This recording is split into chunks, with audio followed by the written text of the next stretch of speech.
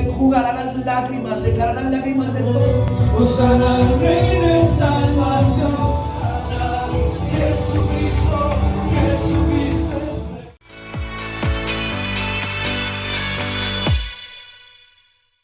Quisiera preguntar, solamente para saludarles, si de pronto hayan personas que hoy nos acompañen por primera vez. Simplemente que me levanten la mano y queremos saludarlos. Y Dios los bendiga, Dios los bendiga, Dios los bendiga. ¿Qué tal si le damos un fuerte aplauso al Señor por la vida de todos ellos? ¿Y qué tal si les contamos nuestra frase? Que esto es regreso al hogar, esto es regreso al hogar, esto es. Sean bienvenidos todos ustedes los que están en la transmisión, bienvenidos a este espacio, a este tiempo con Dios. Hoy vamos a hablar de un tema debatido, un tema que dependiendo de la religión tiene diferentes interpretaciones. Y es un tema que yo le pedí al Señor esta semana, ¿de qué quieres que hable, Señor? ¿O de qué quieres que hablemos? Teniendo presente que dentro de poco vamos a estar recordando que tú fuiste a la cruz a morir por nosotros, que tú pagaste un precio tan alto. ¿Qué debemos hablar para prepararnos para ese momento de recordar el sacrificio de Cristo y por qué Jesús murió de esa manera? ¿Por qué Jesús se sacrificó de la manera que lo hizo? ¿Por qué tan alto precio? Y llegaba a mi mente, a mi corazón un tema esta semana, y es una pregunta que si no nos la hemos hecho, no la vamos a hacer, o seguramente no la hacemos muy seguido. Y es una pregunta que es, ¿qué sucede después de la muerte? Nosotros como seres humanos nos ocupamos en lo temporal, en lo pasajero, nos ocupamos en lo que esta vida nos puede llegar a ofrecer. Nos ocupamos en qué cargo, qué trabajo, qué salario, qué carro, qué casa, qué vamos a adquirir temporalmente. Y aunque eso no esté mal, algunas veces nos involucramos tanto o nos olvidamos, nos perdemos tanto en los asuntos temporales que por un momento olvidamos algo importante. Y es una realidad que a todos nosotros nos va a tocar vivir, y es la muerte. Es una realidad que todos aquí tenemos en común, sin importar la edad, sin importar la condición económica, sin importar el estrato, hay algo que todo ser humano tiene en común y es la muerte. Probablemente en esta vida vamos a tener diferencias por las posibilidades, por las expectativas de vida, por las oportunidades que tenemos unos a otros, por el lugar donde nos tocó nacer, por la familia donde nos tocó crecer. Y aunque tenemos diferencias como seres humanos en ese tipo de cosas, hay algo que todos tenemos en común y es la muerte. Si alguna vez hemos visitado un cementerio o hemos pasado por uno, seguramente hemos reflexionado y pensado, algún día voy a estar acá, algún día mi cuerpo físico va a estar acá. Y hay momentos donde tenemos que detenernos por un momento del ruido de la vida para meditar y pensar en esta realidad, para pensar que un día voy a estar bajo tierra, que un día ya no voy a vivir más, voy a dejar de respirar, que un día la persona que conociera en esta tierra ya no va a existir, y es una realidad. Cuando yo comienzo a pensar en esto, no solamente pienso en qué hay después de la muerte, también pienso en qué legado quiero dejar en la tierra. ¿Qué quiero que piensen de mí cuando ya no esté?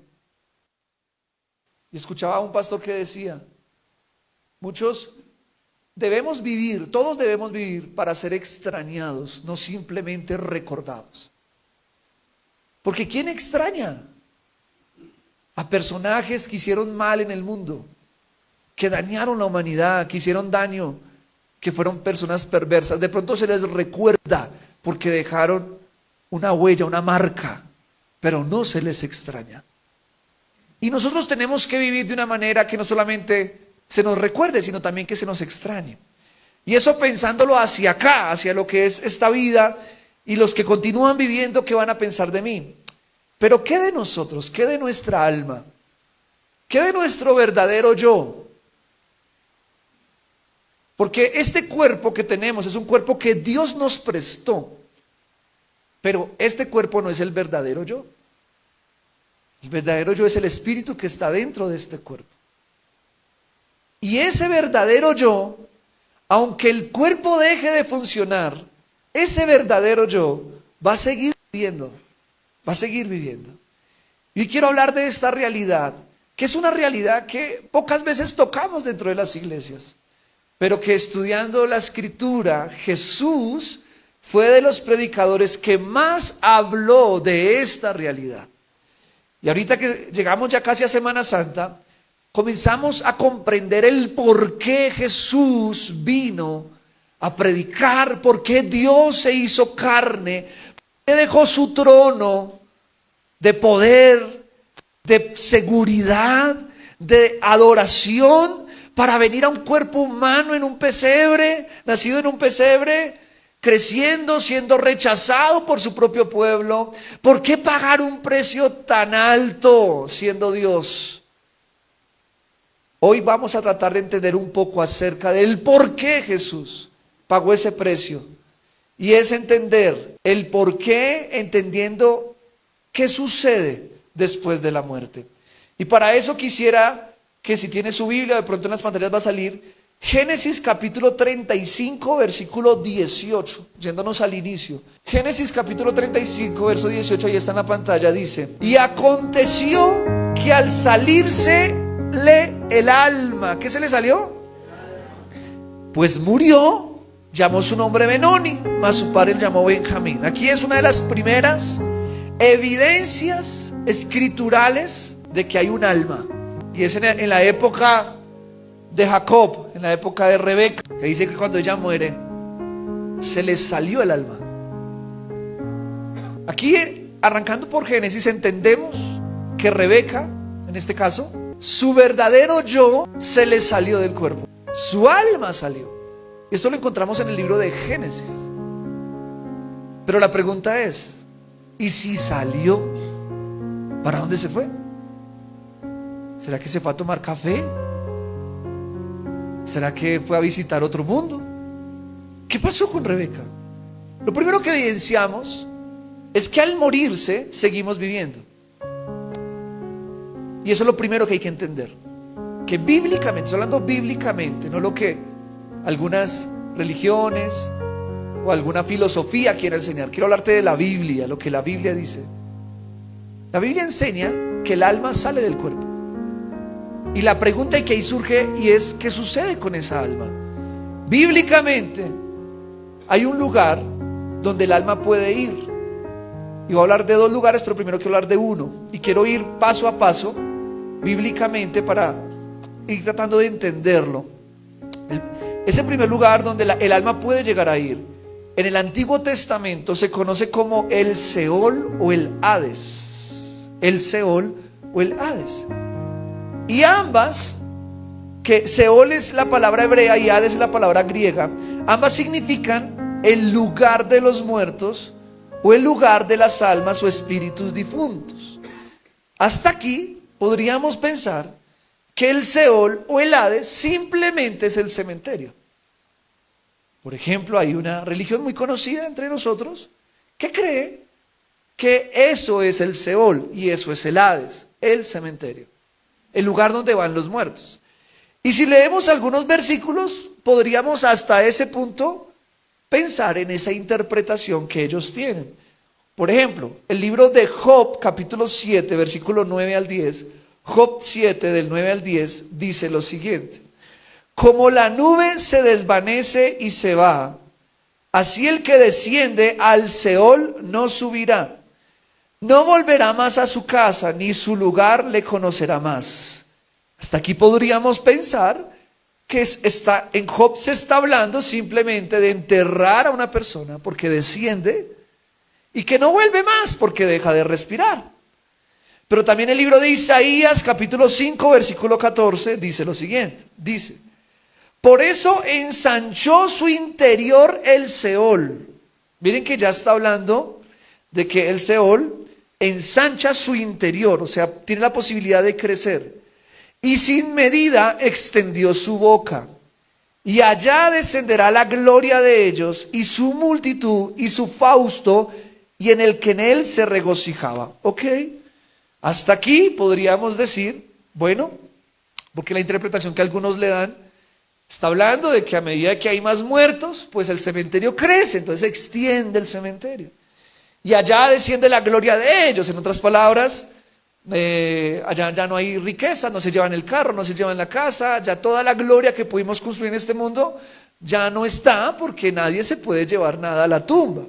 Hasta ahí podríamos pensar, yéndonos a una interpretación religiosa que hay, de que el Seol es simplemente un cementerio que se ensancha y crece a medida de que hay más muertos. Entonces, digamos que esa es una interpretación muy superficial y como muy sencilla. Pero cuando ya comenzamos a indagar un poco más en la Biblia acerca de este lugar, ya comenzamos a encontrarnos que no es simplemente un lugar físico donde van los cuerpos muertos. Ya comenzamos a evidenciar que ese lugar tiene unas características especiales que la Biblia comienza a darnos en referencia. Entonces, por ejemplo, el Seol o el Hades es un lugar de fuego, dice la Biblia, y reservado para los malos. Proverbios capítulo 30, verso 16. Mire que lo estoy llevando en varios versículos. Proverbios 30, 16 dice, el Seol, la matriz estéril, la tierra que no se sacia de aguas y el fuego que jamás dice, basta. Entonces, hasta aquí ya vemos que no es simplemente un cementerio, porque en el cementerio como tal no hay un fuego que jamás se apague. ¿Usted ha visto un cementerio que todo el tiempo está encendido en fuego? Aquí ya está hablando de un lugar donde dice aquí la Biblia que su matriz es estéril, es una tierra seca, es árida, y es un lugar donde hay fuego, y es un fuego que jamás dice basta.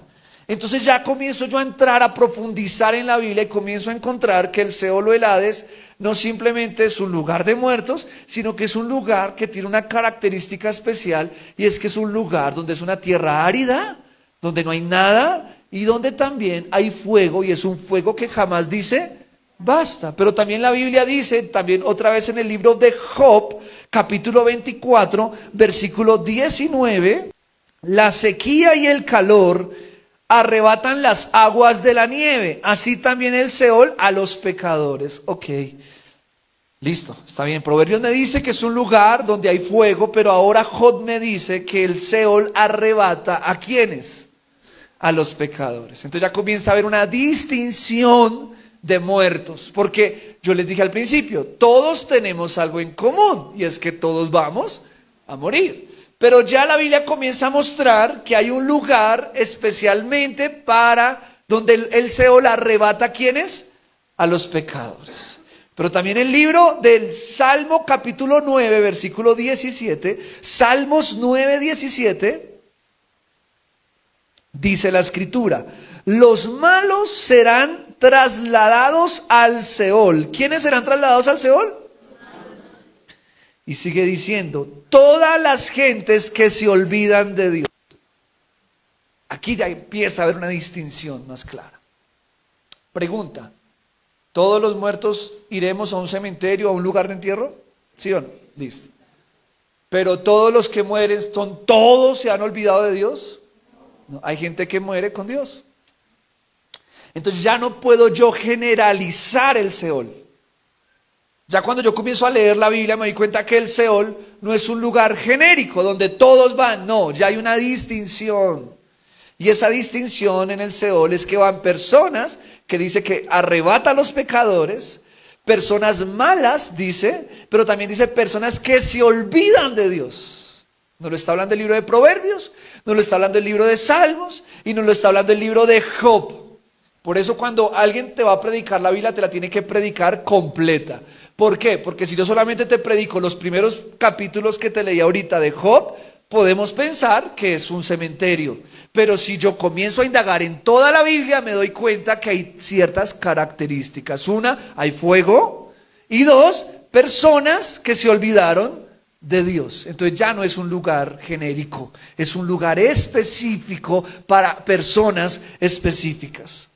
Entonces, ahora hablemos del Nuevo Testamento, porque esto hasta aquí es el Antiguo Testamento, pero ya Jesús habló y trajo mayor luz acerca de este lugar. Jesús fue un poquito más claro. Y el libro, por ejemplo, de Mateo, capítulo 22, versículo 33, dice lo siguiente. Mateo 22, 33 dice: serpientes, generación de víboras, ¿cómo escaparéis de la condenación del infierno?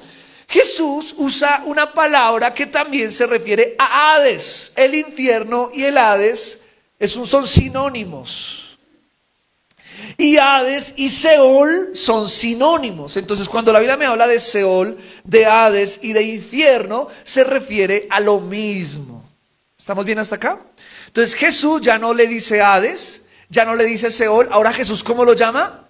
Infierno. Y dice que es un lugar de condenación. Porque dice, ¿cómo escaparéis de la condenación del infierno? Entonces ya no es una tumba, porque algunos dicen, se fue a descansar, porque murió y descansó, ya no tiene problema, ya no tiene que preocuparse por el trabajo, se fue a descansar. Entonces la tumba como tal no es un lugar de condenación. Pero sí hay un lugar que Jesús llama infierno, que dice que es un lugar de condenación. Pero Jesús le da otras características adicionales a lo que ya hemos visto. Marcos capítulo 9, verso 43 al 44. Marcos capítulo 9, versos 43 al 44 dice: donde el gusano de ellos no muere y el fuego nunca se apaga. Habla de un lugar donde no solamente hay fuego, sino que también hay gusanos que nunca se sacian, nunca mueren. A mí me parece sorprendente porque una vez yo hablé con un testigo de Jehová y todas las interpretaciones del infierno lo interpretaban de forma figurada. Y para mí es peligroso que toda la Biblia se interprete de esa manera, de forma metafórica. Porque la Biblia tiene parábolas para explicar algo, pero la Biblia tiene realidades y verdades que son tal como son. Por ejemplo, en la primera época de la iglesia hubo dos escuelas de pensamiento. Hubo una escuela que fue la escuela de Alejandría, en Egipto, y una escuela que era la escuela de Antioquía, en Palestina. Antioquía, que no es Antioquía aquí de Medellín, no, es Antioquía de Palestina, quedaba cerca a Israel, a Jerusalén. Entonces la escuela de Antioquía, su pensamiento era muy literal, es decir, el Jesús histórico que vino a la tierra, que fue humano y que predicó verdades literales.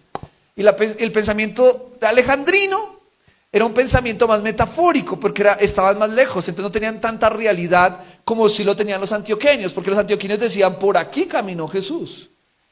Allá en ese monte Jesús dio su vida. Ellos tenían una visibilidad muy física y su pensamiento era muy físico, muy real. Y el alejandrino trataba de ir mucho a verdades espirituales. Entonces, ¿a qué voy con esto? Ninguna de las dos está mal. Lo que está mal es irse a un extremo. Y uno de los extremos que hay hoy día es tratar de interpretar la Biblia solo de manera metafórica.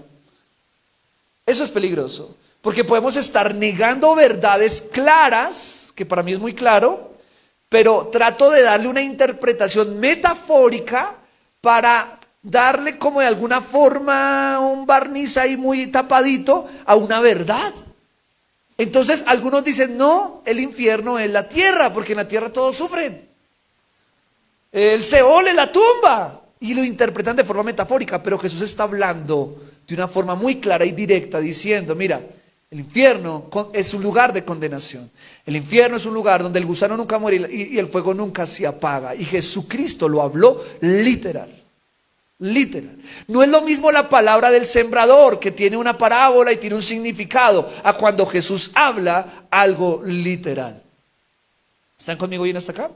Entonces, hasta aquí yo comienzo a ver que el infierno, el Hades o el Seol es un lugar que existe en algún lugar dentro del universo, no sé, es abajo, la Biblia dice que descienden, Y es un lugar donde hay pecadores, personas que se olvidaron de Dios, donde están siendo condenados bajo una llama y bajo gusanos que nunca mueren. Eso es lo que me está diciendo la Biblia, no se lo digo yo.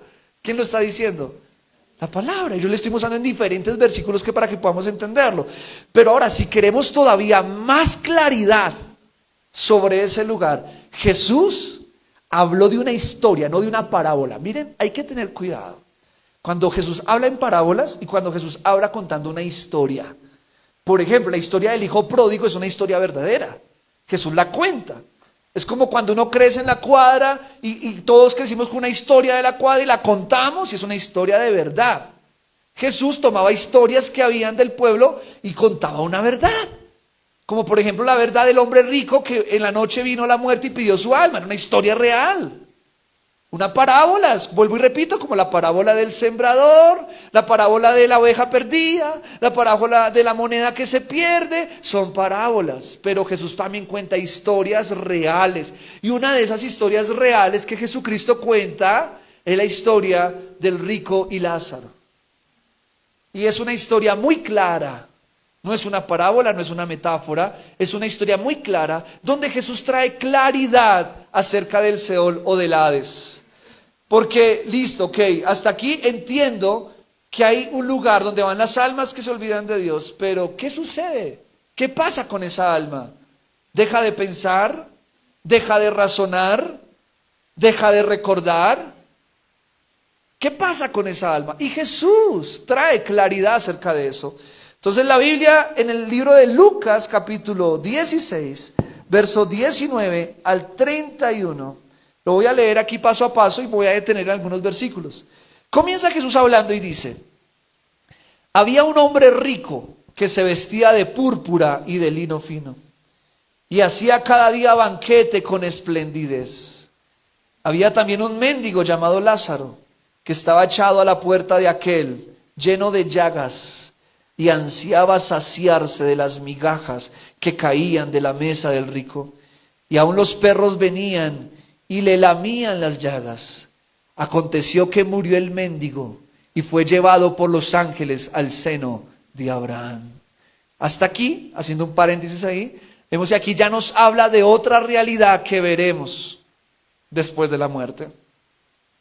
Dice la Biblia que en el caso del mendigo, de Lázaro, fue llevado ¿a dónde? A los ángeles, al seno de Abraham. Esto me da a entender algo. Vámonos paso por paso. Cuando muere alguien con Dios, hay ángeles que vienen a recoger su alma. Hay presencia de Dios cuando alguien muere en Cristo. ¿Ha conocido usted a alguien que murió en Cristo? ¿Qué pasó en ese momento? Lo que se sintió, el rostro con el que murió. Se ve una diferencia. Yo he visto esa diferencia. Y hay personas que mueren en Cristo y mueren en paz. Y las personas que tienen esa posibilidad, algunos de ustedes han tenido esa oportunidad de despedir a alguien, y aunque duele, uno sabe que hubo una presencia de Dios en ese momento. Porque como en el caso de este mendigo que toda su vida sufrió temporalmente, pasó hambre, tenía llagas, pero fue una persona que pese a las dificultades temporales puso su fe en Dios. Y cuando ese mendigo murió, llamado Lázaro, dice la Biblia que los ángeles vinieron por él y lo llevaron a un lugar, no a la tumba, dice a un lugar, al seno de Abraham. Pero sigue hablando Jesús. Y murió también el rico y fue sepultado. ¿Qué es sepultado? El cuerpo. Aquí hay distinción, miren. El cuerpo fue sepultado, pero ahora, aquí está clarísimo, hermano. Clarísimo, aquí ya no hay para dónde pelear. Dice, y murió también el rico y fue sepultado, primero. Y luego dice, y en el Hades abrió sus ojos. ¡Ay! ¿Resucitó en la tumba? No, porque el Hades no es. ¿Ven? ¿Se dan cuenta que el Hades no es el cementerio? Imagínese usted a alguien que lo están enterrando y le abre los ojos. Eso no pasa, a menos de que Dios resucite un muerto, que bueno, puede pasar, pero normalmente no pasa. Entonces Jesús aquí tumba esa idea. No lo hago yo, lo hace Jesús. Jesús dice, fue sepultado, sepulcro, cementerio, pero en el Hades, Seol, infierno, abrió sus ojos. ¿Quién? El alma. Y dice, y en el Hades alzó sus ojos, estando en tormentos. Y vio de lejos a Abraham y a Lázaro en su seno. Entonces, hasta aquí vemos el Hades ya descrito en forma literal como un lugar de tormento, pero donde también las personas tienen la capacidad de ver incluso a gran distancia. ¿Qué pasa con esas almas? ¿Dejan de ver? ¿Dejan de sentir? No, al contrario, sus sentidos se agudizan porque ya no tienen la limitación del cuerpo físico. Por ejemplo, te tengo una buena noticia. Tu cuerpo puede estar enfermo, tú no. Tus ojos pueden quedar ciegos, tú no. Tu cuerpo puede quedar sin un brazo, tú no. ¿Sí me estoy explicando? Entonces, este rico, cuando muere y su alma abre los ojos, los alza, se da cuenta que ya no necesita gafas. Porque este cuerpo físico tiene limitaciones, pero el alma no. El alma tiene los sentidos 100%.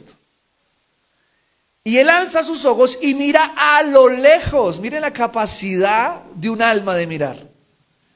¿Y vio a quién? A Abraham y a Lázaro. Él conocía a Lázaro. Porque él creció toda la vida viendo a Lázaro en la puerta de su palacio pidiendo migajas.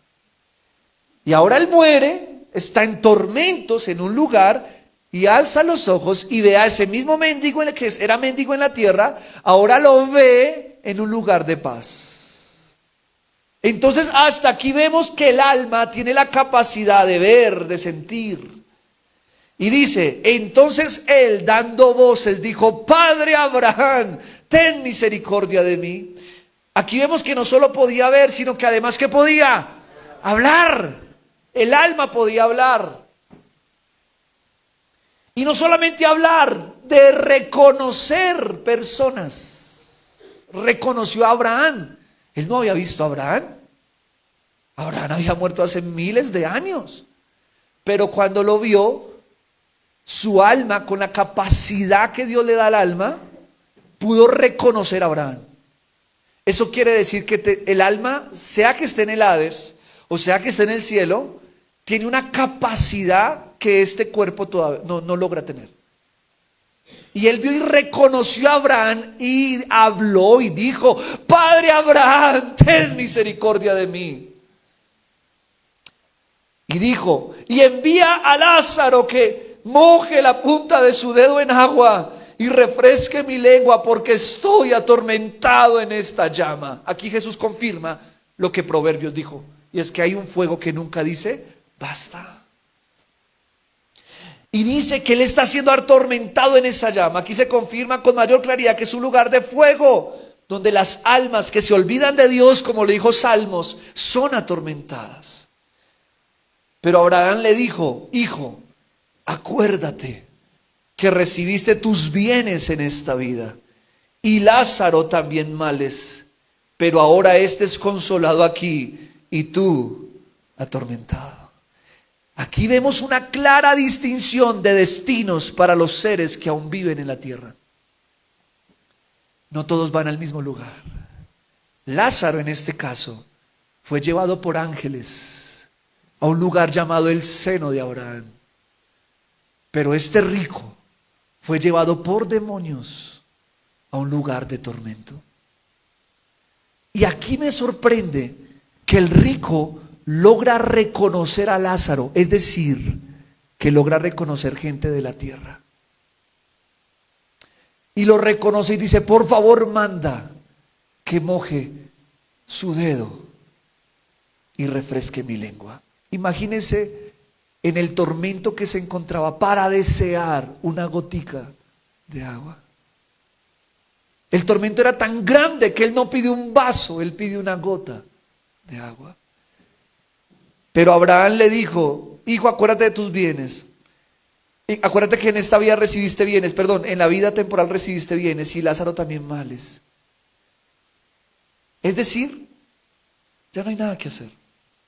Y sigue hablando Abraham: además de todo esto, una gran cima está puesta entre nosotros y vosotros. Otra cosa acá, paréntesis. Abraham dice: entre nosotros y... ¿estaba solo el rico? Había más.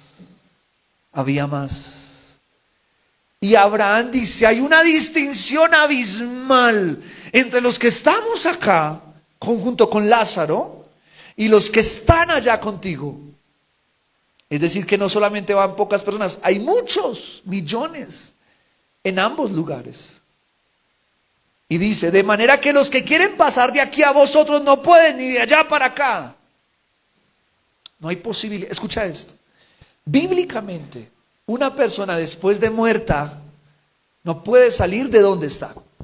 Sea en el Hades, o sea en el seno, o en el paraíso, o en el cielo. ¿Por qué? ¿Por qué digo esto? Porque no es bíblico pensar que mi abuelita, mi abuelito, mi tatarabuelito, mi bisabuela, mi mamá está recogiendo los pasos. Eso no es bíblico, porque ellos no pueden salir de donde están. O de repente pensar que mi papá, mi mamá, mi abuelito me habló, me dijo, me visitó. No es posible.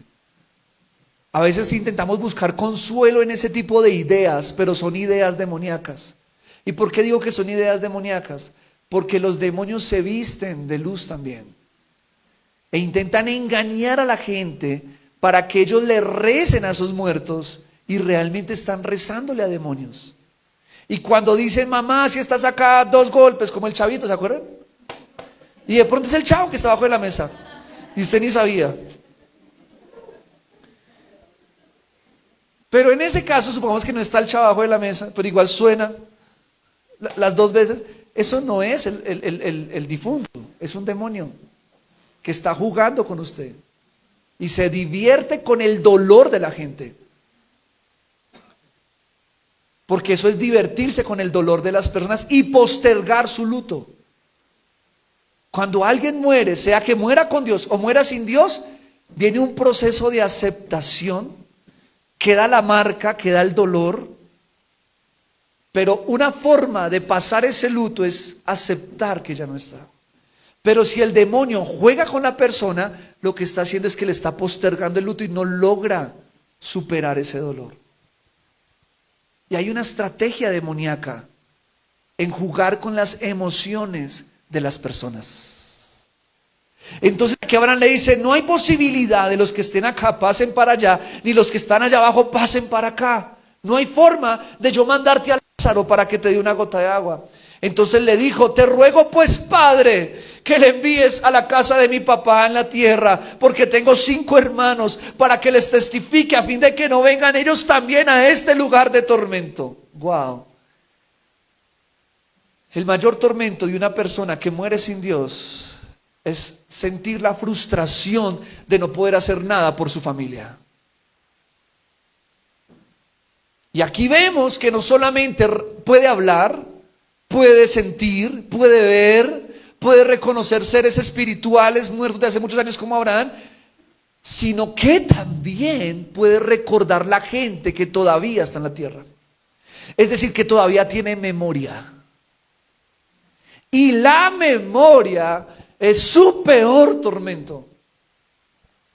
Porque en la memoria radican los recuerdos de cuando tuvo la oportunidad de un arrepentimiento genuino y no lo hizo. Tuvo la oportunidad de transformar su vida y no lo hizo. Y esa memoria es lo que más les atormenta. El dolor de las llamas no se va a comparar al dolor de la memoria. Y él, al ver que no puede salir y acepta su realidad, dice: está bien, padre Abraham. Le decían padre Abraham porque todos ellos, incluso por la fe, somos hijos de Abraham, dice la Escritura.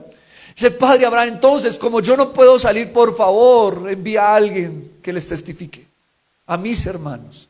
Porque ellos, como yo en la tierra, se están comportando igual. Y no quiero que vengan a este lugar de tormento. Y Abraham le dijo, a Moisés y a los profetas tienen, óiganlos. Él entonces dijo, no, Padre Abraham, pero si alguno fuere a ellos de entre los muertos, se arrepentirán. Mas Abraham le dijo, si no oyen a Moisés y a los profetas, tampoco se persuadirán, aunque alguno se levantare de los muertos. Lo que está diciendo Dios es, para eso tienen la iglesia, los pastores, los evangelistas, los profetas, que les predican la palabra. Porque aún si se levantare alguien de los muertos, aún así no creerían. Y hay personas que han muerto, literalmente han muerto, y Dios los ha resucitado. Y han regresado de la muerte a contar esto. Y ni aún así la gente cree. Y ahí se cumple lo que dice Abraham. Cuando el corazón está enceguecido por el pecado, por la incredulidad, ni siquiera por un muerto que vuelve a la vida, ni siquiera así entienden. Porque no se trata simplemente de decirle que hay un infierno, porque esa no es la predicación como tal. La predicación es poner la fe en Cristo Jesús. Y si ponemos nuestra fe en Cristo, entonces podremos ser salvos de ese lugar de tormento. Pero no podemos ignorar que ese lugar es real. Que ese lugar es real. Y aunque este tema casi no se toca en la iglesia, es necesario de vez en cuando tocarlo para que recordemos. Y ahora, pregunta, ¿y quiénes van a este lugar? Ya dijimos que los malos pecadores, sí, pero ¿quiénes son ellos? La Biblia en 1 Corintios capítulo 6, versículo 10. Aquí Pablo le está hablando a personas que no se han arrepentido, que no le han entregado su corazón a Cristo y todavía siguen en una condición de pecado. Dice, ¿no sabéis que los injustos no heredarán el reino de Dios? No erréis, ni los fornicarios, ni los idólatras, ni los adúlteros, ni los afeminados, ni los que se echan con varones, ni los ladrones, ni los ávaros, ni los borrachos, ni los maldicientes, ni los estafadores heredarán el reino de Dios. Aquí ya la cosa se pone más grave porque ya se le comienza a dar nombre al pecador, ya se le comienza a dar nombre a la persona considerada mala. Dice, no erréis, o sea, no se equivoquen, dice Pablo. Una persona que no se ha arrepentido de corazón y sigue en idolatrías, sigue robando, sigue siendo avaro, sigue siendo un borracho, sigue maldiciendo, sigue estafando, sigue fornicando, adulterando, dice Pablo, no heredarán el reino de Dios. Y Efesios capítulo 5, versículo 5 dice, porque sabéis esto, que ningún fornicario o inmundo o avaro que es idólatra tiene herencia en el reino de Cristo y de Dios. Pero también la Biblia dice más adelante en Apocalipsis capítulo 22, verso 14 al 16, y lo voy a leer en la Nueva Traducción Viviente. Apocalipsis 22 del 14 al 16 dice, fuera de la ciudad están los perros, los que practican la brujería, los que cometen inmoralidades sexuales, los asesinos, los que rinden culto a ídolos y todos los que se deleitan en vivir una mentira. Unos dirán, Brian se puso pesado. No, eso no es la palabra. Y es mi responsabilidad predicarla. No para condenarte, porque ahorita voy a la buena noticia. Es para que entendamos la realidad que hay después de la muerte. Que no podemos escapar de esa realidad, no podemos escapar de esa verdad. Por más que intentemos taparla, ocultarla, no podemos. Y si entendemos esto, vamos a tener un afán santo de nosotros constantemente estar examinando nuestra vida y estar a cuentas con Dios, pero también de predicarle a nuestra familia, de hablarle a los nuestros. Porque si te preguntara, ¿quieres ir a ese lugar? Tú dirías, no. Si te preguntara, ¿quieres que tu familia vaya? No. ¿Qué tenemos que hacer? ¿Cuál es la solución? Solo tiene un nombre, se llama Jesucristo. No es una religión. La iglesia cristiana evangélica, la iglesia testigo de Jehová, mormona, católica, no te va a salvar. Es Jesucristo, el Hijo de Dios. Él es el único, Él es el camino, la verdad y la vida. Nadie va al Padre si no es por medio de Él, no es a través de un santo, no es a través de un ídolo, no es a través de un pastor, no es a través de un rito religioso, es a través de Jesucristo. Solo a través de Él hay salvación. Porque no hay otro nombre dado a los hombres bajo el cielo en que podamos ser salvos, solamente en Cristo. Y yo no te digo hoy, sálvate haciendo tal o cual cosa, no, cree en Jesús. Y tú y yo somos pecadores, eso no lo podemos negar, es nuestra condición. Por eso no podemos condenar a la gente, porque nosotros entonces nos condenaríamos a nosotros mismos. No se trata de que mueras perfecto, se trata de que mueras en Cristo. De pronto tú dices, ay, entonces si yo me convertí, de repente dije una mentira, de repente pequé, ahora Dios mío voy para el infierno. No, tranquilo, la Biblia dice, si alguno ha pecado, abogado tenemos para con el Padre, Jesucristo. Quiere decir que ahora usted va a dejar de pecar, no. ¿Cuántos aquí somos pecadores? Pero ¿cuántos aquí hemos puesto nuestra fe en Cristo? Eso es lo que te salva. Eso no quiere decir que vamos a seguir pecando, no, vamos a buscar solucionar nuestra vida. Pero el secreto ni siquiera está en dejar de pecar, el secreto está en creer en Jesús. Porque hay gente que humanamente intenta dejar de pecar, pero eso no lo hace salvo. Lo que lo hace salvo es Jesucristo. Esta lista se aplica para aquellos que no tienen a Jesús en su corazón. Y por tanto, todos sus pecados les son contados, porque no hay quien se los justifique. No sé si me expliqué. Por eso dice la Biblia, justificados pues por la fe. ¿Por qué? Porque aunque yo soy pecador y he cometido errores y vengo delante del Padre, Jesucristo me justifica delante de Dios. Es decir, Jesús dice delante del Padre, Padre, Brian se ha arrepentido de su fornicación, Brian se ha arrepentido de su mentira, Brian se ha arrepentido de esto, entonces ya el Padre no me mira a mí como el fornicario, el adúltero, el borracho, ahora el Padre me mira a mí a través de su Hijo Jesucristo y por tanto me ve justo y me ve santo. Y ahí yo comienzo a entender el por qué Jesucristo murió en la cruz del Calvario. Porque Jesús, el Padre sabían que no había otra manera de ser salvos. Todos los gentiles, es decir, todos los que no eran judíos, se estaban perdiendo. Por eso la Biblia dice en el libro de Pedro que Jesucristo fue y le predicó a las almas encarceladas. Almas que nunca escucharon del Evangelio. Jesucristo dice que bajó. Efesios dice, y esto de que subió, ¿qué es? Sino que antes bajó 3 días muerto. Bueno, pero eso lo vamos a hablar el día de resurrección. Pero Jesucristo le predicó a las almas encarceladas que no tenían conocimiento del Evangelio. Y dice Pablo que habrá gente que será juzgada conforme a su conciencia, puesto que no le fue predicado, lo dice Pablo. Esto quiere decir que Dios es justo. Dios no se deleita en mandar gente al infierno, no crea eso. Dice la Biblia que el deseo de Dios es que todo el ser humano proceda al arrepentimiento. Dios no se deleita con mandar gente al infierno, no crea esa mentira. Dios quiere salvarte, y si tú hoy dices, Jesús, aquí estoy, te entrego mi vida, te entrego mi corazón, te doy mi alma, voy a tratar de hacer cambios en mi vida, y aún en el proceso de hacer cambios, si Cristo viene, pero tú te arrepentiste, vas a ser salvo. Algunos dicen, Brian, pero si yo no alcanzo a arreglar mi vida, ¿qué pasa? ¿Crees en Jesús? ¿De verdad hay una convicción de pecado? Ten la seguridad que vas a ser salvo. Si no, dime por cómo el ladrón fue salvo. ¿Cómo? ¿Quién me explica esa teología? Si el hombre estaba muriendo siendo un ladrón, no tuvo posibilidad de descender de la cruz y decir, ¿a quién le robé para restituirle? No tuvo esa oportunidad. No tuvo esa oportunidad de decir, ¿dónde hay un pastor para que me bautice? No tuvo esa oportunidad.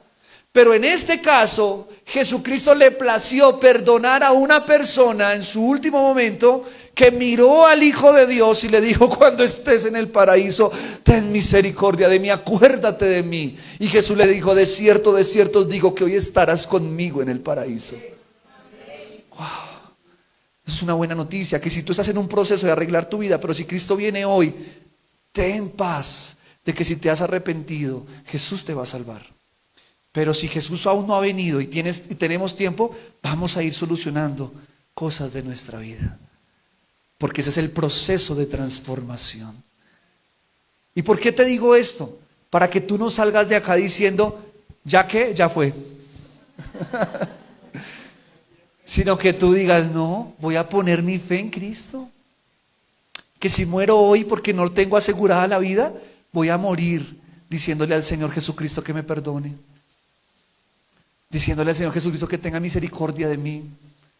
Que si aún estoy luchando con cosas en mi vida, en mi corazón, yo pueda decirle, Señor, aquí estoy, Jesús, perdóname. No puedo en mis fuerzas, pero aquí estoy, Jesús, te entrego mi corazón y todos los días yo hago esa oración. Señor, si hoy vienes, quiero estar listo. No porque soy perfecto, sino porque pongo mi fe en ti, Jesús. Pero ¿qué tal si nos vamos a la buena noticia? Amén, amén, por favor. Dijo Abraham, o dijo Jesús, perdón, están en el seno de Abraham. Ok, la realidad del infierno, mi amado hermano, no te la voy a negar ni te la voy a ocultar, es una realidad. Y te la tengo que predicar, es mi responsabilidad. ¿Puedo yo morir en paz en decir, Señor, he predicado sobre esa realidad? Y quedó grabada. Pero mis amados hermanos,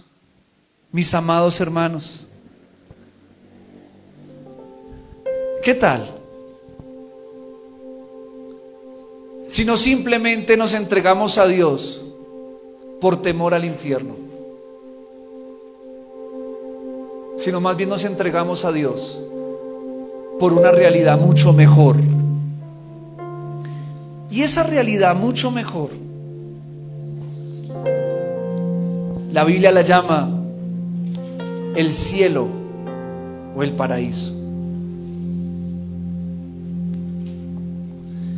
Y dice la Escritura en Juan 14:2, Juan 14:2 dice, en la casa de mi Padre muchas moradas hay. Si así no fuera, yo os lo hubiera dicho. Voy pues a preparar lugar para ¿quién? Te tengo una buena noticia. Dios está preparando un lugar para ti. Y te tengo una buena noticia, no es cualquier lugar. No. Es un lugar inimaginable. Es un lugar espectacular, especial. Y dice, yo me voy, pero les voy a preparar un lugar a ustedes. No quiero que se entristezcan, ay, perdón. Me dio dislexia en este momento. No quiero que se pongan mal por la realidad del infierno y que se vivan atormentados con eso. Porque yo digo una cosa, yo cuando conocí a Dios, pero yo vivía atormentado con eso. Y el infierno, y el infierno, y el infierno. Y luego como que Dios me empezó a hablar, Brian, pareciera que el diablo y el infierno para ti es más importante que lo que yo te estoy ofreciendo. Y dejé de de desenfocarme en ese tema sin olvidarlo, está ahí presente, pero comenzar a mirar algo más grande y más importante. Y es pensar en lo que Jesús tiene para mí. Yo recuerdo en el segundo piso de esta casa viviendo, en el salón de aquí, de esta parte, ir a mi cuarto. Yo recuerdo colocando las canciones de Jesús Adrián Romero, como la brisa desciende sobre mí. Yo recuerdo pasando las mañanas y mirando el cielo. Y todo el tiempo yo estudiaba en la tarde y duraba por ahí unas 2 horas en la mañana, simplemente escuchando música y mirando el cielo. Y yo me deleitaba en eso. Yo recuerdo eso. Recuerdo también en una casa que vivimos allí cerquita y había una terraza. Yo me iba en las mañanas con mi Biblia y subía a la terraza y yo leía mi Biblia, ponía música y miraba al cielo. Y por un momento me quedaba en silencio y solamente me quedaba mirando el cielo. Y empecé a enamorarme más de Dios por esa realidad y no por miedo a la otra. Y ahí mi fe comenzó a cambiar de una forma diferente, porque ya comencé a servir y amar a Dios no por temor y por miedo, sino porque amo estar con Él y me apasiona pensar que el día que cierre mis ojos en este mundo, los voy a abrir en la eternidad con Él. Y aquí hay varios pasajes que te los voy a regalar. Mateo 19:14 dice: pero Jesús dijo: dejad a los niños venir a mí y no se lo impidáis, porque de los tales es el reino de los cielos. El cielo está lleno de niños. Niños que de pronto fueron abortados, fueron asesinados, que su cuerpo físico sufrió en esta tierra. Te tengo una buena noticia: esos niños están gozando en el paraíso. Gloria a Dios por eso. Y si de pronto alguien dice: yo me siento mal porque yo aborté y eso me carcome el alma, te tengo una buena noticia: ese bebé está con Jesús en este momento. Y te tengo una mejor noticia: el día que tú mueras con Cristo, te lo vas a encontrar en el cielo. Un testimonio que me impactó tanto de una mujer que había abortado y el Señor le dio la posibilidad de conocer el cielo. Y ella dijo que vio un niño de espaldas jugando y ella empezó a llorar y no sabía por qué lloraba. Le decía: Jesús, ¿quién es ese niño? Y le dijo: él es el hijo que tú abortaste. Y Jesús la miró a los ojos y le dijo: ya no quiero que te sientas mal por eso. Cometiste un error, pero yo te perdoné. Él te está esperando. Y no sé por qué digo esto. Y no sé por qué mi corazón se quebranta, pero si alguien tiene dolor por algo en esto, te tengo una buena noticia: los que murieron en Cristo, sea un familiar, sea un hijo, te prometo que está en un mejor lugar y que un día lo vas a ver.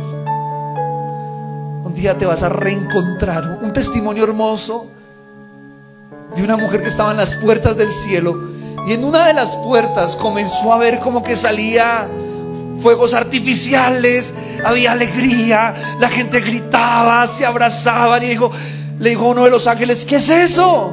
Y le dijo: son familiares que se están encontrando. Dios, cuando partamos de este mundo, Dios nos va a hacer recordar a los familiares que murieron en Cristo, pero para paz y alegría nuestra, yo creo que va a ser olvidar los que ya, porque dice que ellos serán olvidados, para que no te atormentes. Pero aquellos que murieron en Cristo, los vamos a reencontrar. Por eso el cristiano es mi hermano de toda la vida, eternamente. Porque aquí podemos dejar de respirar, pero allá vamos a estar juntos.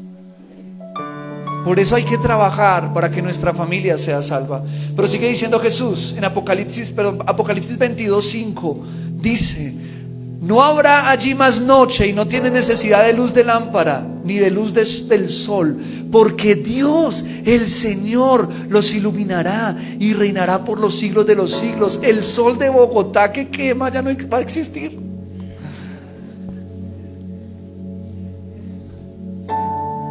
Va a haber un clima, el mejor clima que jamás se ha conocido. Y no es el sol, es la luz de la gloria de Jesús que sale de su trono. Ya no habrá más noche, todo será de día, con el mejor clima. Usted que dice: yo quiero ir al campo para respirar el mejor, allá no va a haber humo. Allá la naturaleza, el aire va a ser el más puro en todo el universo. Y es por esa razón que ya no habrá más enfermedades.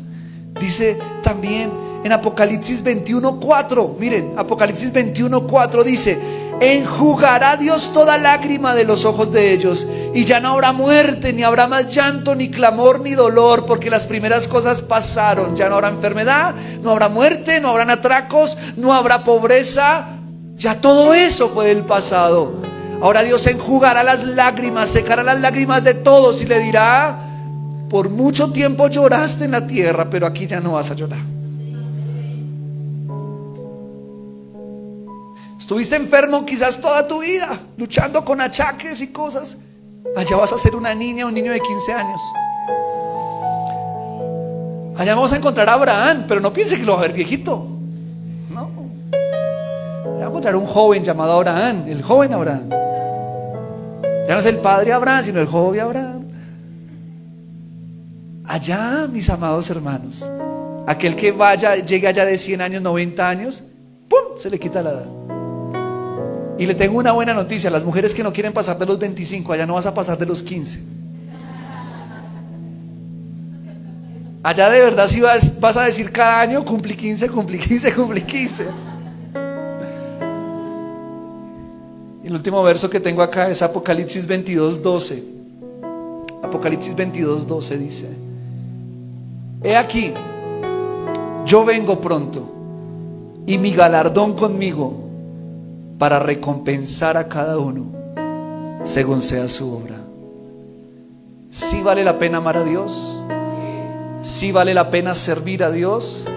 Porque dice el Señor: he aquí, yo vengo pronto, y mi galardón conmigo, para recompensar ese servicio que hiciste, para recompensar ese sacrificio que hiciste, para recompensar ese perdón que diste, para recompensar esas lágrimas que derramaste. Mujer y hombre de Dios, sí vale la pena llorar delante de la presencia de Dios, sí vale la pena creer por tus hijos, sí vale la pena creer por tu esposo, por tu esposa, sí vale la pena cada lágrima derramada, dice la Biblia, que la recoge en un frasco y la tiene guardada. Así Dios valora tus lágrimas. Sí vale la pena seguir luchando. Sí vale la pena seguir siéndole fiel a Dios a pesar de las tentaciones. Sí vale la pena. Por eso ama al Señor tu Dios con todo tu corazón, con toda tu mente, con toda tu alma, con todas tus fuerzas. Porque lo que vale la pena, este mundo, la tierra y sus deseos pasarán, pero el que hace la voluntad del Señor vivirán para siempre. No te enfoques más en esta vida temporal. No te enfoques más en lo que no tiene importancia. Deja de luchar con esa falta de perdón. Deja de luchar con ese odio, con ese rencor, con ese pecado que no te está haciendo bien. Entrega tu vida a Cristo, porque vale la pena vivir eternamente con Él. Que si hoy Jesús viene, o si hoy mi vida se acaba, yo pueda estar en este lugar maravilloso. Por eso cuando un cristiano muere, aunque debería ser una ocasión de tristeza porque lo vamos a extrañar, realmente es una ocasión de alegría. Porque dice la Biblia que harán fiesta a los ángeles del cielo. Mi amado hermano, el día que usted muera en Cristo, usted no se imagina la rumba que le está esperando en el cielo. Oh, esas no son como las de la tierra. No, allá hay una fiesta, una alegría con arpa, con trompeta. Ángel, usted va a danzar, va a decir Dios. Es que hermano, imagínese usted toda una vida cargando una maleta pesada y de repente alguien se la quita y se va todas las enfermedades, se va toda la crisis, la artritis, el cáncer, todo. Imagínense esa alegría. Por eso la Biblia dice: el que no recibe el reino de Dios como un niño, no entrará en él. Porque en el momento que yo entro, me vuelvo un niño chiquito. Yo creo que entro, me quiero dar vueltas, me quiero tirar, quiero decir: ¿dónde Jesús? ¿Dónde está Jesús? Y David, y Abraham, y Jacob dicen: no, lo que me falta es tiempo. Pobre David, va a estar más ocupado.